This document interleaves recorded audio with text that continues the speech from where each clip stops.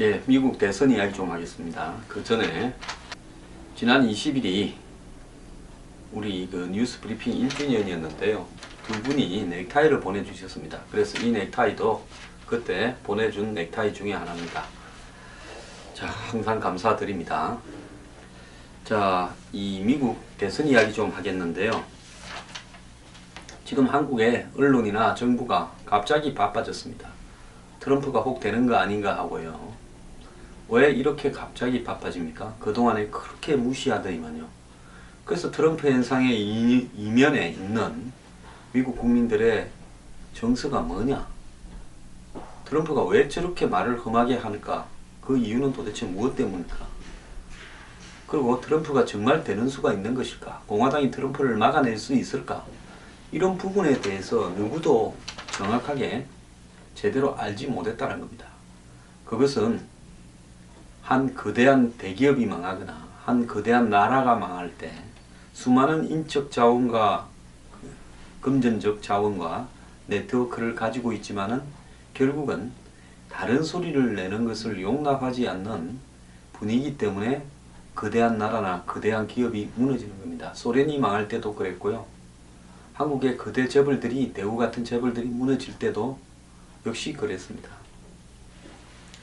자, 우리 지금 미국에 제대로 분석을 하고 있는가? 전 세계의 정치에 일어나는 변화를 제대로 알고 있는지 저는 한국 정부와 외교통상부에 묻고 싶습니다. 한국 정치권도 마찬가지고요. 트럼프가 최근 일주일 여론조사 평균 지지율 합계해서 힐러리를 소폭 앞서고 있습니다. 자, 일주일 동안 CBS, 뉴욕타임스, 폭스뉴스, 라스무슨, MBC 뉴스, 월스트리트 저널, ABC, 워싱턴 포스트 등 5개 여론조사에 평균치를 냈는데 그 결과 지지율 평균치가 43.4, 트럼프가요. 힐러리 43.2로 트럼프가 전체 여론조사의 평균치에서 힐러리한테 2% 앞서고 있습니다. 여태까지 일부 조사에서 트럼프가 힐러리를 앞섰다라는 것은 몇 개 나왔지만은 대다수의 조사에서는 힐러리가 앞서는 걸로 나와 있었고 불과 한 보름 전만 해도 힐러리가 그래도 많이 앞선다고 나왔는데요. 이 평균 여론조사 수치에서 트럼프가 우세하다고 나온 것은 이번이 처음입니다.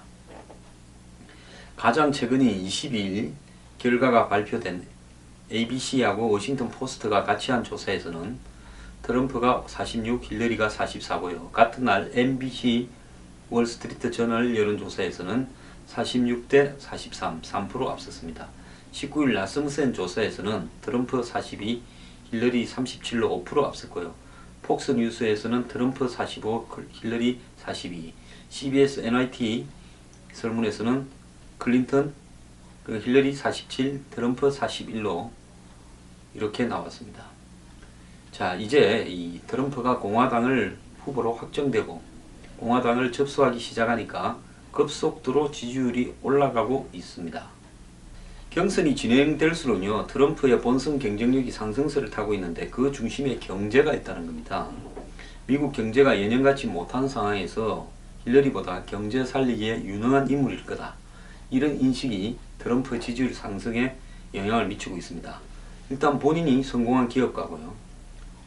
그 다음에 자신이 사업을 키워왔던 경험을 국정에 적용할 수 있을 거다. 저 기업가로서의 협상력, 판단, 운영 이런 부분들이 이 미국 사람들이 기대를 하는 것 같습니다. 트럼프에 대한 어떤 이 지지율이 높아지는 부분에 긍정적인 요소가 기업가란 측면이 매우 강하게 반영이 되어 있다는 겁니다. 폭스뉴스가 최근 이 설문조사를 한 내용을 보면 지지 후보 선택에 있어서 가장 중요한 요소가 경제와 일자리가 39%고요. 경제 분야를 놓고 대통령직을 누가 더 잘 수행할 것 같냐 하니까 53대 41로 트럼프가 앞서고 있다는 겁니다. 그 다음에 트럼프의 아메리칸 퍼스트라는 미국 우선주의라는 트럼프의 이런 정책도 경제적 불만이 높은 미국인을 자극했습니다. 우리나라가 중요하지 뭐 전 세계적인 자유무역인이 어쩌니 이러면서 우리가 죽게 생겨서 되겠느냐. 그래서 자유무역에 반대하고 보호무역주의를 내세우며 중국 등에 대해서 보복 관세를 적용하겠다고 하는 트럼프, 유럽과 아시아의 국가들의 방위비 분담금을 실비 그대로 다 내라 라고 해서 미국의 지출을 줄이겠다는 트럼프. 또 미국의 채무는 달러를 찍어내서 모두 갚으면 된다고 말하는 트럼프. 이런 것들이 실효성이나 현실성을 떠나서 단기적으로 미국 살리기로 보이는 공약들을 내놓고 있는 부분에서 일단 미국 국민들은 지지한다는 겁니다. 실제로 미국의 채무를 달러로 찍어내서 한다. 자, 미국은 기축통화, 즉 세계의 한마디로 기준이 되는 이 달러의 통화 지위가 2008년 금융위기 이후에 무너지고 위안화가 대신할 것이다.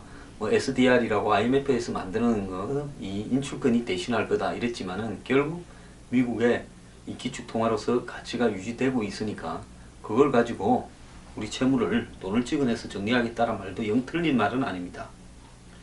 자, 장기적 안목으로 트럼프의 정책을 검증할 여유가 없을 만큼 미국의 경제 상황은 매우 안 좋습니다. 이 금융위기 이후의 회복세도 약하고요. 물가 인상을 고려한 실질 중간가구 소득은 53,657달러, 2014년 2년 전이 그렇습니다. 18년 전인 96년 수준에 불과하다는 겁니다. 그러니까 우리나라 돈으로 한 6천만 원이 안 되는 돈인데 중간가구 소득이요. 6천만 원쯤 되겠죠. 6천만 원쯤 되는 건데 이것은 18년 전에 96년의 소득과 비슷하다는 겁니다. 자, 한계 근로자와 경제적 이유로 인한 파트타임 근로자까지 포함한 실업률은 이 공식 실업률의 2배 이상인 9.9%를 기록하고 있다는 겁니다. 미국의 경제가 이 모양이니까 미국 국민들이 트럼프를 지지하고 있다는 겁니다.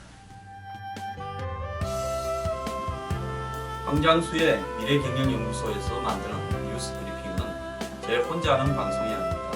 시청자 여러분들과 미래경영연구소 회원들이 더불어 국민과 함께 만들어가는 방송입니다.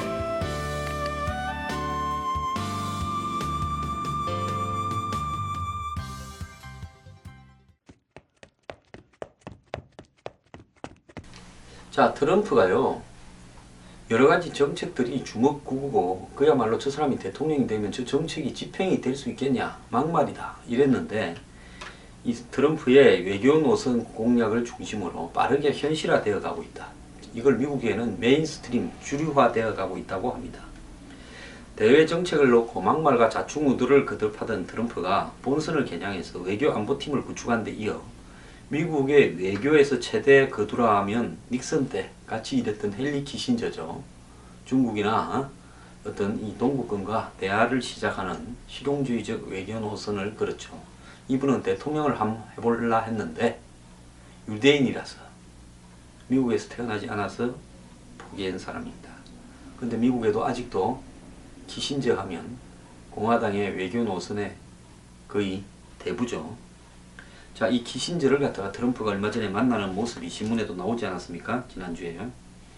그래서 미국의 군 통수권자가 되기에는 위험한 작자라는 민주당의 힐러리의 비판에 대해서 외교 문외한이라는 트럼프의 막말에 대해서 트럼프가 재빠르게 안정성을 이렇게 보충하고 있습니다.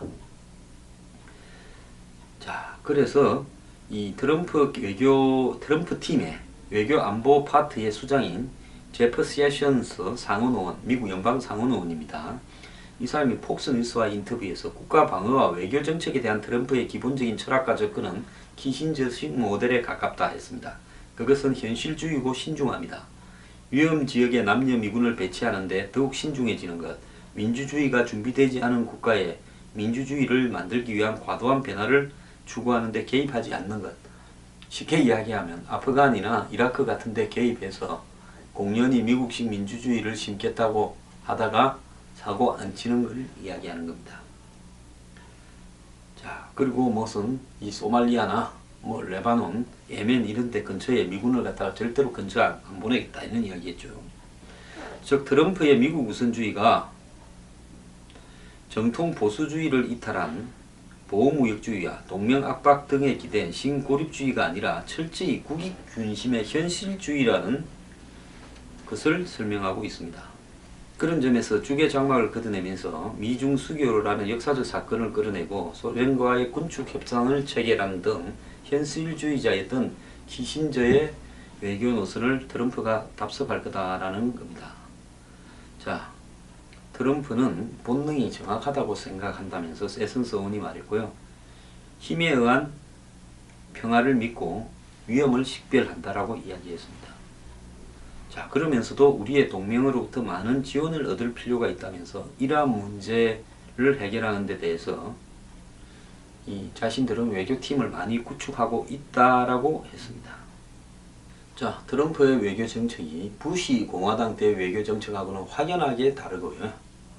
미국의 어떤 기득권의 이익 때문에 미국의 국가나 국민의 이익을 갖다가 포기하는 일은 안 하겠다. 즉 돈 써가면서 전쟁 안 일으키겠다. 공연히 남의 나라에 개입하지 않겠다. 그리고 미국의 실익 위주로 외교나 통상 정책을 구사하겠다라는 식으로 이렇게 돌아가고 있습니다. 원래 경제가 안 좋을 때는 이 고립주의 노선이요, 또 이 고개를 듭니다. 미국도 이 대공황 이전에 이런 고립주의 노선이 굉장히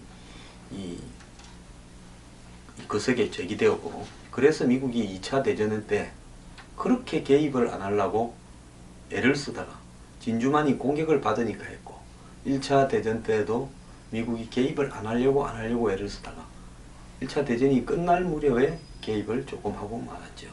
그래서 이런 미국의 고립주의라는 것은 그 뿌리가 매우 오래된 거다, 이렇게 볼 수 있습니다. 지금 미국에는요, 샌더스 지지자들이 난동을 부려서 샌더스가 입지가 축소됐다. 그리고 무슨 선거, 이 캘리포니아의 지금 초대형 선거구에 이 선거를 책임지고 있는 주요 핵심 인물들이 이탈했다. 지지자들의 과격 행동에 지도부와의 갈등이 폭발했다. 뭐 이런저런 이야기들이 많습니다. 그런데요, 이거 전부 다 샌더스를 말라 죽이기 위한 힐러리 척의 공작이라고 저는 보고 있습니다. 자, 샌더스 지지층 내부의 주요한 선거 참모들을 캘리포니아 선거에서 또 샌더스가 이겨버리면요, 진짜 힐러리가 되기야 되겠지만은 굉장히 이 전당대회까지 가서 고생을 엄청 하게 될 겁니다. 그래서 캘리포니아 선거에서 샌더스를 무너뜨려 버리려고 지금 온갖 공작들이 난무하고, 민주당 지도부는 샌더스를 압박하고 있어서 여기에 샌더스 지지자들이 지금 충돌하고 있습니다. 이것 때문에 샌더스가 입지가 축소됐다. 웃기는 소리 하지 마십시오. 선거가 결정돼도 지금 샌더스는 거의 비기거나 이기는 싸움을 엊그제까지도 했습니다. 자, 샌더스가요, 힐러리는 두 개의 악 중에서 차악이다, 이 말을 이렇게 했는데, 이것은 자, 아직 힐러리가 과반 안 넘겼으니까 선거는 계속된다. 그리고 이 TV에 나와서 미국인들은 힐러리를 두 개의 악 중에서 다소 덜한 악으로 생각한다. 이 두 개의 악이라는 것은 하나는 트럼프, 하나는 힐러리겠죠. 그래서 힐러리를 차악이라고 표현하면서 이 두 사람 모두 다 악이라고 이야기한 겁니다. 우리는 아주 싫어하는 두 후보가 없는 그런 캠페인과 선거가 필요하다면서요. 미국인들은 차악에 투표하는 것을 원하지 않는다. 미국인들이 경제, 사회, 환경, 인종, 정의의 비전을 가진 인물에 투표하기를 바란다. 자, 그래서 당신이 그럼 힐러리가 차악이란 말이냐는 게, 내가 그러는 게 아니라 미국인들이 그렇게 부르는 거다, 이렇게 이야기를 했습니다. 그러면서 힐러리와 트럼프 두 사람에 대한 비호감도가 매우 높다 라고 말했는데요. 뉴욕타임즈 CBS 공동조사에서 트럼프 비호감도 55, 힐러리 비호감도 52, 둘이 막상막합니다. 샌더스는 지금도 계속 7월까지 완주하겠다면서 힐러리를 비판하고 있습니다. 특히 자신의 과격 지지자들이 네바다주 민주당 의장에게 뭐 2,000통 이상의 협박 메일을 보내고 협박 문자를 보내고 살해 협박을 했다고 알려진 직후에요, 수습 발언을 하기보다는 네바다주 전당대회에서 민주당 지도부는 공정하고 투명한 과정이 이루어지지 못하도록 장난을 쳤다라고 했습니다. 자, 아무리 이 샌더스를 압박해도 샌더스는 일종의 소명의식으로 이번 대선을 치르고 있기 때문에 역대 민주공화당의 부패한 정치인들과는 달리 끝까지 완주할 거라고 생각합니다. 힐러리 대선 모금액이요, 트럼프의 4배입니다. 공화당의 전통적 큰손들은 트럼프가 월가나 대기업의 문제를 지적하니까, 부자 정세를 주장하니까 트럼프 안 도와주고 있고요. 트럼프가 지금 개인 대출금을 가지고 선거를 치르고 있습니다. 돈이 많아도 쓸 수 있는 현금은 제약될 수 있죠. 힐러리는 워런 버핏 등 후원자가 든든한데 그래도 돈 쓸 데가 많아서 고민을 합니다.